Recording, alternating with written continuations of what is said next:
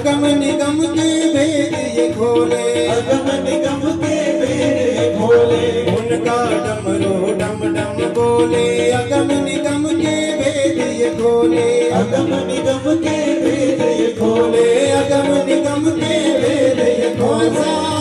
भक्तों का रखवाला कोई और नहीं ऐसा, भक्तों का रखवाला कोई और नहीं। भोलेनाथ से निराला, गौरीनाथ से निराला कोई और नहीं। भोलेनाथ से निराला, भोलेनाथ से निराला कोई और नहीं। जय हो भाव के साथ।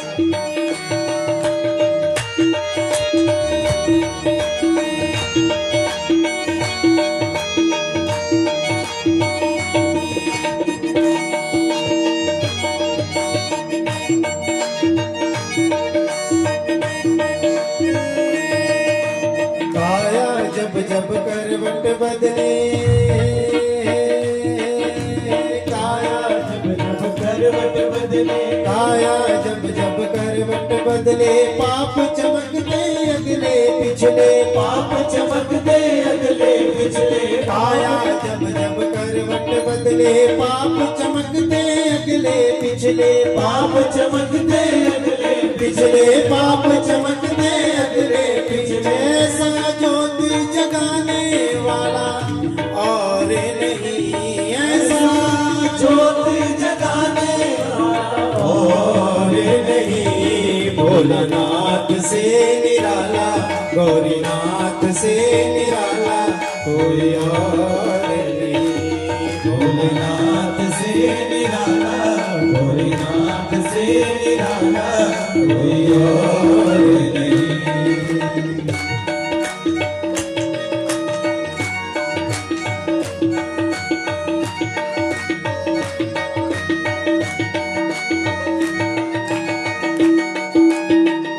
बोलो शंकर भगवान की जय हो।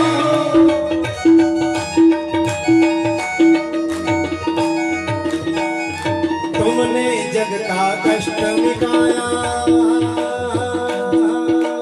तुमने जग का कष्ट मिटाया, मुझको स्वामी क्यों बिसराया, मुझको स्वामी क्यों बिसराया। तुमने जग का कष्ट मिटाया, मुझको स्वामी क्यों बिसराया, मुझको स्वामी क्यों बिसराया, मुझको स्वामी क्यों बिसराया। तो मुझको बचाने वाला और नहीं अब तो, मुझको बचाने वाला और नहीं। भोलानाथ से निराला, गौरीनाथ से निराला कोई और नहीं। भोलेनाथ से निराला, भोलेनाथ से निराला कोई और नहीं। कोई और नहीं, कोई और नहीं, कोई और नहीं, कोई और नहीं। भोलानाथ से निराला, गौरीनाथ से निराला कोई और नहीं। भोलेनाथ से निराला, गौरीनाथ से निराला कोई और नहीं। कोई और नहीं, कोई और नहीं। कोई और नहीं। बोलो शंकर भगवान की। जैसे ही भगवान शंकर की प्रार्थना की वैसे ही जगदम्बा के साथ भगवान शंकर प्रकट हो गए। बोलो शंकर भगवान की, बोलो उमापति महादेव की। जैसे ही माता पार्वती के साथ शंकर भगवान प्रकट हुए और प्रार्थना की, भगवान शंकर ने पूछा, वशिष्ठ जी क्या बात है, मेरा स्मरण क्यों किया? वशिष्ठ जी ने कहा, ये मेरा चेला है महाराज, ये बेचारा पैदा हुआ स्त्री, गुरुजी ने मैंने बना दिया लड़का, आपके अंबिकावन में प्रवेश किया, वहां पर जाकर फिर से बन गया स्त्री। अब बेचारा स्त्री जन्म में इस स्त्री के चोले में ये बड़ा दुखी हो रहा है, सोच रहा है कि मैं पुनः पुरुष बन जाऊं। आशीर्वाद दे दो ना भोले बाबा, आप तो भोले हैं, भोले बाबा आशीर्वाद दे दो, इसको फिर से पुरुष बना दो। भोले बाबा ने कहा कि ठीक है, 1 मास तक लड़की बन के रहना, 1 मास तक पुरुष बन के रहेगा। अपने राम को इतना ही दे सकते हैं, 1 मास तक पुरुष बन, 1 मास तक स्त्री बन के रहेगा, ये मेरा आशीर्वाद है। सुखदेव मुनि की ओर गुरु जी ने इशारा किया, हाँ जी चेला जी, ठीक है। नहीं महाराज, सदा के लिए पुरुष बना दो बाबा। वशिष्ठ जी ने कहा, प्रभु आप इसको सदा के लिए पुरुष बना दो। भगवान शंकर ने कहा कि मेरे पास तो इतनी ही शक्ति थी महाराज, जिसके पास जितनी शक्ति होती है वो उतना ही दे सकता है, मैं तो इतना ही दे सकता था। अब महाराज ये मेरे साथ खड़ी हैं, आदि शक्ति योग माया खड़ी हैं, इनकी स्तुति करो तो कुछ बात बन भी सकती है। माता की स्तुति करके प्रारंभ कर दी। माता से कहने लगे, हे उमा, हे रमा, हे ब्रह्माणी, हे योग माया, हे आदिशक्ति, हे जगत जननी परमेश्वरी पराम्बा परात्परखनीश्वरी अकारण करुणामयी जगदम्बा, मैं वशिष्ठ आपको प्रणाम करता हूँ। मेरा चेला कुछ परेशान चल रहा है, अपना आशीर्वाद दो माँ। माँ ने कहा, प्रसन्न हुई, जगदम्बा की स्तुति की, बंधु बड़े भाव के साथ। माता प्रसन्न होकर कहा कि हे वशिष्ठ जी, यदि आपका ये चेला देवी भागवत नमहन प्रण करके श्रवण करे, देवी भागवत की कथा श्रवण करे, तो देवी भागवत की कथा श्रवण करके ये पुनः पुरुषत्व को प्राप्त हो जाएगा, इसमें कोई संशय नहीं। बोलो जगदम्बा मैया की। इतना वर पाकर वशिष्ठ जी ने सुद्युम्न बनी स्त्री ने प्रणाम करते हुए माता को, भगवान भोलेनाथ को प्रणाम किया, वापस आए। और बड़ा भाव ऐसा वर्णन आता है कि आश्विन के नवरात्र में सुद्युम्न ने जो स्त्रीत्व को प्राप्त हुए थे, स्त्री बन गए थे, माता का नवाहन परायण देवी भागवत का श्रवण किया, और नवाहन परायण श्रवण करते ही ये पुनः हमेशा के लिए पुरुष बन गए। बोलो जगदम्बा मैया की। फिर उन्होंने राज्याभिषेक कराया। ऐसा वचन आता है बंधुओं के सुद्युम्न जी प्रतिवर्ष निरंतर देवी की आराधना करते रहते थे, जिससे उन्हें इस लोक त्याग करके उनको माँ का वो शाश्वत धाम मणिद्वीप में उनको वास प्राप्त हुआ, माता का सानिध्य निकटता प्राप्त हुई। और प्रतापी राजा के रूप में जब तक वो रहे तो उन्होंने प्रतापी राजा के रूप में इस धरती पर अपना शासन किया। और बंधुओं, शौनकादि ऋषि कहते हैं कि सूत जी महाराज, इति कथितं शेषं सेतिहासं च विप्रा, यदि पठति सुभक्त्या मानवो वा शृणोति, सह्य सकलं कामान् प्राप्य दिव्या प्रसादात्।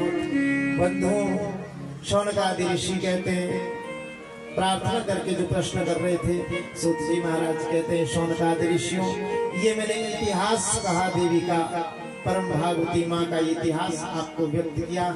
जो इस कथा को सुनता है, पढ़ता है भक्ति पूर्वक, मानव वा शृणोति, जिसका श्रवण करता है वो सकल कामनाओं को तो प्राप्त कर ही लेता है, पूर्ण कर भी लेता है। अंत में देवी लोग मेरी कृपा से, मेरे प्रसाद से उसे प्राप्त होता है। बोलो जगदम्बा मैया की। देखो कितनी प्यारी बात है। भगवान शंकर माता के साथ वहां पधारे थे वशिष्ठ जी के आग्रह पर। बैल पर विराजमान भोलेनाथ शंकर महादेव, माता पार्वती।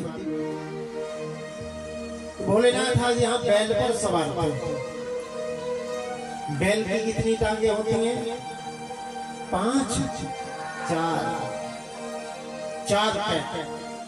और बैल को धर्म का स्वरूप माना गया है। किसका? परीक्षित जी महाराज ने भी जब अटपटा दृश्य देखा था ना, कि बैल को मार रहे हैं, गाय को मार रहा है, कल देखा था ना भागवत में, आपने श्रवण किया। तो बैल से जब परिचय पूछा था तो बैल ने कहा था कि मैं धर्म हूं। अर्थात जिसके जीवन में धर्म के चारों चरण आ जाते हैं, सत्य, दया, दान और तप, वास्तव में वही शिव है। हमारे जीवन में यदि सत्य नहीं है, हमारे जीवन में दया नहीं, हमारे जीवन में दान नहीं, हमारे जीवन में तपस्या नहीं, तो कोई ना कोई कमी हमारे जीवन में रहेगी। सत्यता की निष्ठा यदि सीखनी है तो देवी भागवत हरिश्चंद्र जी का चरित्र आता है, बड़ा दिव्य। विश्वामित्र जी ने सब कुछ छीन लिया परीक्षा के रूप में, राज्य भी छीन लिया। अपनी पत्नी तारा के साथ, भागवत में उसका नाम है शैत्या, अपनी तारा के साथ, अपने पुत्र रोहित के साथ वन में भटकने लगे। काशी के भरे बाजार में अपनी पत्नी को बेच दिया, बच्चे को बेच दिया, लेकिन धर्म नहीं छोड़ा, सत्य की प्रतिज्ञा नहीं छोड़ी। डोम के नौकर बने, चांडाल के नौकर भी बने, लेकिन सत्य प्रतिज्ञा नहीं छोड़ी। जिसके जीवन में दया नहीं, धर्म का दूसरा चरण है दया। दया परमो धर्म, दया सबसे बड़ा धर्म है। जिसके जीवन में दया नहीं, जीवों पर दया करना। राजा शिवी की, सूर्यवंशी राजा में, इसी वंश में, हरिश्चंद्र जी के ही वंश में राजा शिवी एक कबूतर को बचाने के लिए अपने शरीर का मांस काट काट कर बाज को खिलाया। ये ऐसी दया, जीवों के प्रति दया। दान की भावना हमारे में हो। दान कैसा हो? जैसे एक कंपनी होती है, उसमें बहुत सारे पार्टनर होते हैं ना जी, पार्टनर होते हैं। तो उस कंपनी का जो प्रॉफिट होगा, जो उसका लाभ होगा, उन सब में बटेगा महाराज, उन सब में बटेगा, सब उसका हिस्सा लेंगे, भोगेंगे। ऐसे ही हमारा ये शरीर है, इसमें हम जो आंखों से, कान से, रस से, प्राण से, हाथ के देवता है इंद्र, पैर के देवता है विष्णु, पैरों के देवता है विष्णु, हाथों के देवता है इंद्र। अर्थात इन हाथों से हम जो कोई भी कर्म करते हैं, उसमें केवल हमारा ही अधिकार नहीं। हम इन हाथों से, अपने पैरों से परिश्रम करके जो कमाते हैं,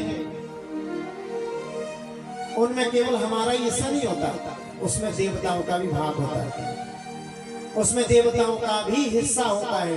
इसलिए कहा कि दान की प्रवृत्ति हो, 10वां भाग हमारा दान का होना चाहिए। तप, तपस्या, शुचिता, पवित्रता, यही तो धर्म के 4 चरण हैं। क्योंकि अनेक देवता हमें सहायता करते हैं कार्य करने में, वो आधार है। अगर हमने उन देवताओं का हिस्सा नहीं दिया, उन देवताओं का भाग उन्हें नहीं दिया, यही तो देव ऋण है हमारे ऊपर। प्रत्येक जीव के ऊपर जो ऋण है ना, देव ऋण, पितृ ऋण, पिता का ऋण, देवताओं का ऋण, यही तो एक ऋण है जो हमारे ऊपर है, देव ऋण। वो इसी देव ऋण की बात करते हैं, क्योंकि हमारे शरीर के सभी देवता हैं। पिपलाद मुनि ने इंद्र को मारने के लिए प्रयास किया कि उसने मेरे पिता दधीची की हड्डियों से क्या बनाया था, बोलो, दधीची की हड्डियों से क्या बना था? आपका आज हम देख ही लेते हैं कि आप कब तक नहीं बोलेंगे। मैं देखता हूं कितने आप कब तक नहीं बोलेंगे। दधीची ऋषि की हड्डियों से क्या बनाया था इंद्र ने? वज्र बनाया था ना। उनके पुत्र पिपलाद, उन्होंने कहा कि इस इंद्र ने अपनी सुरक्षा के लिए मेरे पिता को मार दिया, मैं इंद्र को मार दूंगा। और जैसे ही इंद्र को मारने के लिए जल हाथ में लिया, शाप देने के लिए हाथ में जल लिया, इंद्र को ये शाप देने वाले थे कि इंद्र गिर जाए। नारद जी ने आके रोक दिया, बेटा क्या कर रहे हो? इंद्र को श्राप दोगे तो तुम भी गिर जाओगे, क्योंकि तुम्हारे हाथों के देवता इंद्र, तुम्हारे पैरों के देवता विष्णु है, मन के, प्राण के, नासिका के, हर एक क्षण में, हर एक अंग में हमारे देवता वास करते हैं। इंद्र को गिराना चाहोगे तो तुम भी नहीं बचोगे, तुम भी नष्ट हो जाओगे। ऐसे ही यही देवताओं का अधिकार। इन हाथों के देवता इंद्र, इन हाथों से जो हम कार्य करते हैं, जो कुछ भी कमाते हैं, उसमें उस देवता का भी भाग होता है। इसलिए वो भाग हमें देवताओं को देना चाहिए, तभी ही हम उस देव ऋण से मुक्त हो सकते हैं। बोलो जगदम्बा मैया की। ये देव शौनकादि ऋषियों ने भाव से पूछा, बड़ी मन की इच्छा हो रही है, कोई अन्य कथा यदि आपके मन में है तो भगवती की तो हमें सुनाए। महात्मा कहने लगे, सूत जी महाराज कहने लगे, पुनरच्चा महात्म्यम ऋतवागिति विख्यातो मुनिरासीन महीपति तस्य पुत्रो भवत्काले गंडान्ते पौष्णभान्ति में। ऋतवाक नाम के बड़े विद्वान मुनि थे। कौन थे? ऋतवाक। इतने विद्वान थे, बड़े कर्मनिष्ठ मुनि थे। भगवान की साधना करके बड़े प्रेम से माता की साधना करते थे, उपासना करते थे। भगवान के बड़े प्यारे भक्त थे माता के। उनके घर में एक संतान पैदा हुआ। उनके घर में संतान पैदा हुई गंडांत काल में। गंडांत समझते? गंडमूल नक्षत्र समझते? मूल नक्षत्र समझते? किसी के बालक घर में पैदा होता है तो हम सबसे पहले पंडित जी को कहते हैं कि पंडित जी जरा नक्षत्र तो देखना है ना। जतिन जी आप ही देखते होंगे नक्षत्र, बड़े विद्वान है ना जतिन जी। अच्छा वेद का अध्ययन भी, वेद पाठ भी करते हैं। कर्मकांड में बड़ी अच्छी पकड़ भी है इनकी, बहुत अच्छा पूजन करवाते हैं। सबसे पहले पूछते पंडित जरा नक्षत्र तो बताना कौन सा। अब इन 5 नक्षत्रों में, इन नक्षत्र 6 नक्षत्रों में यदि किसी नक्षत्र में बच्चे का जन्म होता हो तो पंडित जी से घर में गृह शांति करवाई जाती है। मूल नक्षत्र शांति। ये 6 नक्षत्र कौन से? आश्लेषा, मघा, रेवती, अश्विनी, ज्येष्ठ और मूल। ये 5 नक्षत्र हैं। इन 5 नक्षत्रों के जो बीच का समय, जैसे आश्लेषा से दूसरे नक्षत्र में प्रवेश हो रहा मध्यकाल नक्षत्र का, बिल्कुल मध्यकाल, उसको कहते हैं नक्षत्र के छोड़ने का काल। जब वो नक्षत्र को छोड़ रहा है, अगले नक्षत्र में जा रहा हो, जैसे मान लो रेवती नक्षत्र है, रेवती नक्षत्र अपना समय छोड़ रहा है, अगले समय में जाने वाला है, उसको कहते हैं गंडांत। उस नक्षत्र का अंतिम चरण, अंतिम समय। उस समय यदि बालक कोई पैदा होता है तो उसकी शांति करवानी पड़ती, बड़ा भारी नियम है उसका। तो उस गंडांत योग में रेवती नक्षत्र में पुत्र पैदा हो गया ऋतवाक मुनि के यहाँ। ऋतवाक मुनि के अंदर से पुत्र पैदा हुआ। बड़े पुत्र का बड़े प्रेम के साथ, भाव के साथ मुनि ने सभी संस्कार करवाए। मुनि ने यज्ञोपवीत आदि अनेक संस्कार करवाए और समय आने पर परम पुत्र जैसे जैसे बड़ा होने लगा, पैदा होने के बाद से ही वो अस्वस्थ रहने लगा, रोगी रहने लगा, उसको कष्ट होने लगा, कमजोर हो गया बेचारा, जवानी में ही बूढ़ा दिखने लग गया। जब जवानी में ही बूढ़ा होने लगा और धीरे धीरे धीरे समय बीतने लगा, हे शौनकादि ऋषियों, वो चोरी करने लगा। शरीर से तो अस्वस्थ था ही, बुद्धि से तो अस्वस्थ था ही, लेकिन धीरे धीरे मन की प्रवृत्तियां भी बदलने लगी। वो चोरी करने लगा, डाका डालने लगा, बड़े बड़े को परेशान करने लगा, कुत्सित कर्म करने लगा। इतने कुत्सित कर्म करने लगा, एक दिन किसी ब्राह्मण की, एक संत की, एक मुनि की कन्या को भगा कर ले आया। किसी संत की कन्या को भगा कर ले आया। शौनकादि ऋषि कहते हैं, तो को संबोधित करते हुए सूत जी महाराज कहते हैं कि हे शौनकादि ऋषि, जब उस कन्या को लेकर आया तो माता पिता बहुत चिंतित रहने लगे, बहुत चिंतित। कुपुत्र जो होता है ना महाराज, स्वर्गगत पितरों को भी नरक में गिरा देता है। जो कुपुत्र होता है ना तो मित्र का उपकार कर सकता है और ना ही शत्रु का उपकार कर सकता है। कुपुत्र दुखदायक, जिस घर में कुपुत्र पैदा हो जाते हैं वो दुखी देता है जीवन भर। कुपुत्रे कुलम नष्टम कुपुत्रेण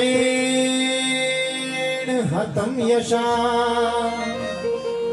कुपुत्रेण हजामुत्रम दुख निर्ययातना। कुपुत्रेण कुलम नष्टम, जिस घर में कुपुत्र पैदा हो जाए समझ लो आपके कुल को नष्ट कर देगा।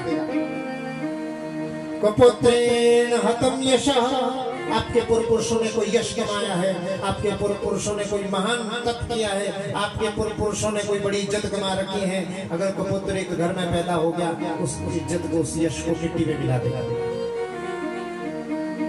कुपुत्रेण हजामुत्रः, कुपुत्र पैदा होते ही दुख निर्यातना, कुपुत्र यातना के सिवा और कुछ दे ही नहीं, नरक के समान कष्ट भोगना पड़ता है महाराज माता पिता को कुपुत्र के घर में पैदा हो जाए। कुपुत्र दुखदायक, और इतना ही नहीं, मन में सोच रहे ऋतवाक मुनि कि कुपुत्र से वंश का तो नाश होता ही होता है, लेकिन कुपुत्रेण भयो नष्टो जन्म नष्टम कुभार्यया कुभोजने दिवस नष्टम कुमुत्रेण सुखम हुतः। और मैंने यहाँ तक सुन रखा है कुपुत्रेणाम वयो नष्ट, माता पिता की आयु भी नष्ट हो जाती है, सोचते बस मर जाते और कुछ नहीं चाहिए था, बस मर जाते। माता पिता ये सोचते हैं बस मर जाना था, अब इस कबूतर के बारे में नहीं सुन सकते। लोगों के रोज ताने सुनते हैं, लोगों के रोज परेशानी होती है, दुख होता है बहुत।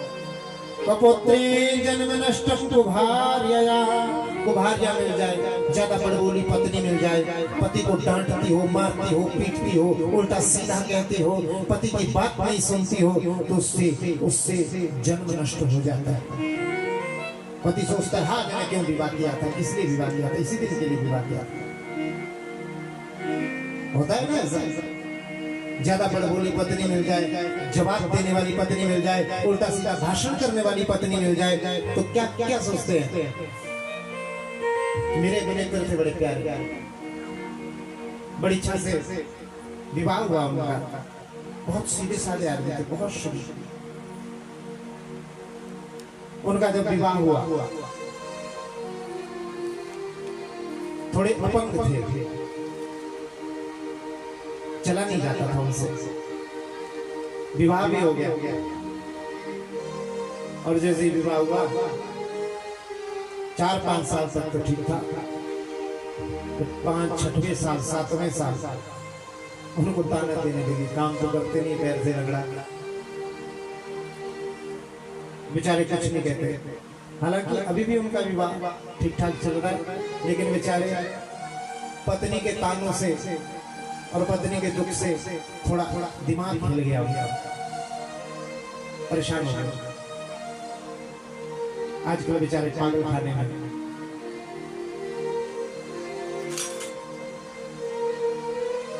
मत्तम प्रमत्तम उन्मत्तम स्त्रीबालम जड़म, शास्त्र कहता है पति मत रहता है, उन्मत्त रहता है, जड़े मूर्ख है, कमाता नहीं है, खाता नहीं है।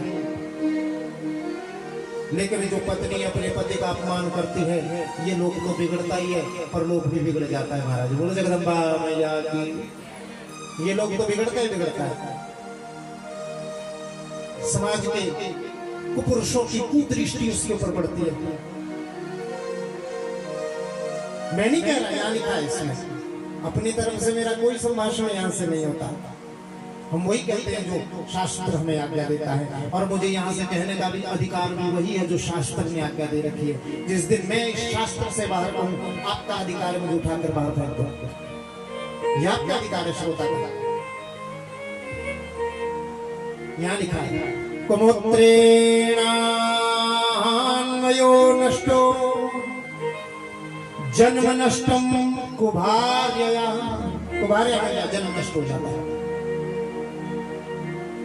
इसलिए माता बहन पति कैसा भी सम्मान करना उसका, जिस दिन वो नहीं रहेगा उस दिन उसकी बातों को याद करोगे, उसको याद नहीं करोगे, फिर संसार के दुष्ट पुरुषों की जब तुम्हारे ऊपर कुदृष्टि पड़ेगी ना, फिर तुम सोचोगे कि ठीक बात थी। जब तक तुम्हारा पति जीवित है, ये श्रृंगार जो करते हो ना दिन भर नया नया, अच्छी अच्छी चूड़ियां पहनते हो, अच्छे अच्छे सूट वस्त्र पहनते हो, सुंदर दिखते हो, अपने आप को दिखाते हो, ये तब तक ही दिखा सकोगे जिस दिन पति नहीं रहेगा। उस दिन ना तो गले में तुम मंगलसूत्र सोने की कोई चीज डाल सकती हो, ना हाथों में चूड़ियां डाल सकती हो। डालना होगा, विचार आएगा तो दूसरा विवाह करना पड़ेगा। लेकिन जीवन के यदि किसी मोड़ पर ना तुम दूसरा विवाह कर सको, संतानें भी इतनी बड़ी बड़ी हो जाए कि उन संतानों का विवाह करने की जिम्मेवारी तुम्हारे ऊपर है, फिर तुम दूसरा विवाह भी नहीं कर पाओगे। जन्म नष्टम कुभार्या कुभोजनेन दिवम नष्टम। सुबह सुबह कोई बासा खाना, कोई बेकार भोजन मिल जाए जिसका स्वाद नहीं, अपवाद नहीं, कुछ नहीं है, तो पूरा दिन खराब चला जाएगा। बासी टकार आती रहेगी, आप कहेंगे पूरा खाया है सुबह, पूरे दिन भर भोजन करने की इच्छा नहीं रहेगी। ऐसा ही स्वभाव है। कुमित्रेण सुखम होता। अगर कोई बुरा मित्र मिल जाए वो सुख नहीं दे सकता, हमेशा दुखी लेगा। इसलिए जीवन में बनाना हो तो अच्छे मित्रों को बनाओ। अरे 4 दिन का जीवन है, कितने दिन जियोगे? 60 वर्ष आजकल तो 30-40 में निपट जा रहे महाराज। कितने दिन जीना है? 70 वर्ष जी लोगे हद से हद। मिलकर रहो, प्रेम से रहो, एक दूसरे की बातों का सम्मान करो। कोई साथ नहीं देगा, अपने दुख की बात अपने पति के सिवा, अपनी पत्नी के सिवा तुम किसी से नहीं कर सकते। ये बात पत्नियों की नहीं, पतियों की भी है महाराज, जो बाहर सुन रहे हैं या यहाँ बैठे हैं, ये उनके लिए भी है।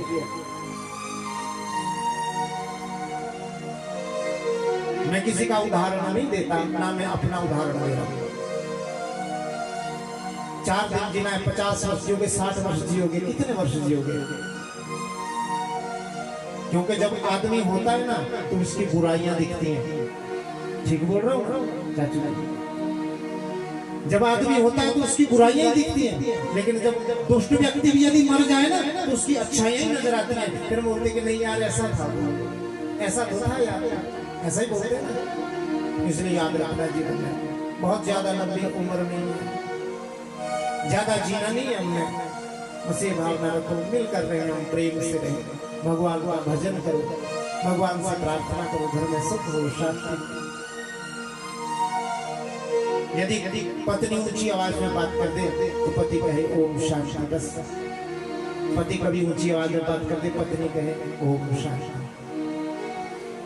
गलती ना हो तो भी मान पाओ। क्या जाता है? रहना तो हम दोनों ने, पति पत्नी ने इकट्ठे रहना, तीसरा कौन आएगा बीच में? कोई नहीं आएगा। यदि तीसरा आएगा भी तो आपका उपभोग करेगा, ये निश्चित है। याद रखना मेरी बात को। वो आपकी कमजोरी का फायदा उठाएगा।